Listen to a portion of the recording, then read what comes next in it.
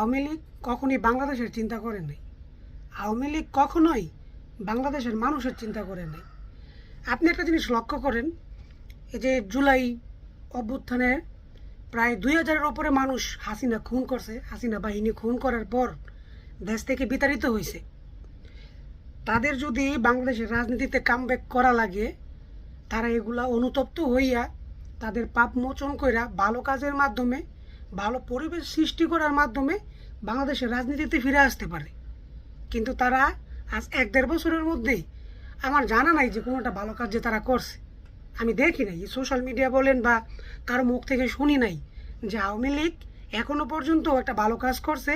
তারা এই অপকর্মের জন্য অনুতপ্ত, তারা তাদের ভুল স্বীকার করছে। তারা ভুল স্বীকার করে নাই, উল্টো তারা করতেছে কি, দেশের মানুষরা বিভিন্নভাবে ভোগান্তিতে ফেলতেছে। এই যে আজকে 13 তারিখ তারা একটা লকডাউন দিছে। লকডাউন তো না, এগুলো হচ্ছে সাধারণ মানুষের ভোগান্তি। বাসের মধ্যে আগুন দিতেছে, জায়গায় জায়গায় ককটেল মারতেছে, বোমা মারতেছে। এগুলা করে তো রাজনীতিতে কামব্যাক করা যায় না রে ভাই।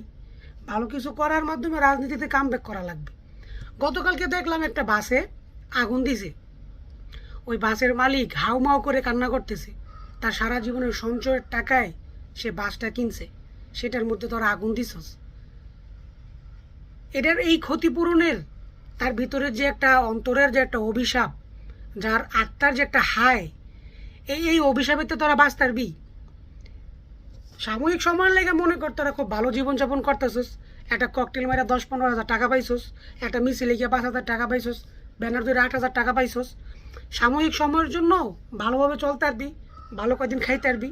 কিন্তু যে লোকের বাসটা পুরাইছস, ওই লোকের যে একটা অভিশাপ, এই অভিশাপের তো বাঁচতে পারবি? কোনো দিন বাঁচতে পারবি না। এই আওয়ামী লীগ কোনো সময় বাংলাদেশের মানুষের চিন্তা করে নাই। আগস্টের পর যে হিন্দুদের মন্দিরে আক্রমণ করলো, এগুলো তো কিন্তু আওয়ামী লীগই করছে। তারা দেশের মানুষরে শান্তিতে থাকতে দিব না, তারা আবার এই দেশে রাজনীতি করতে চায়। এটা আবার কোন লজিক আমি আসলে বুঝি না। তুই মনে কর কামব্যাক করলি, তুই আওয়ামী লীগ বাংলাদেশের রাজনীতিতে কামব্যাক করলি, এই এত ধ্বংসযজ্ঞ চালানোর পরে ককটেল মারলি, বাস বুড়াইলি, হামলা করলি, কামব্যাক করলি। কিন্তু এদেশের মানুষ নিতে তো রাজনীতি, যে মানুষগুলোর তুই বিষয়ে তুলতেছস, এই মানুষকে তো করে জায়গা দিব? প্রতিনিয়ত তুই অপকর্ম করতে থাকবি, বাংলাদেশের মানুষ তোর এই বাংলাদেশের রাজনীতিতে তোর ওয়েলকাম করব? এটা কিভাবে আশা করস?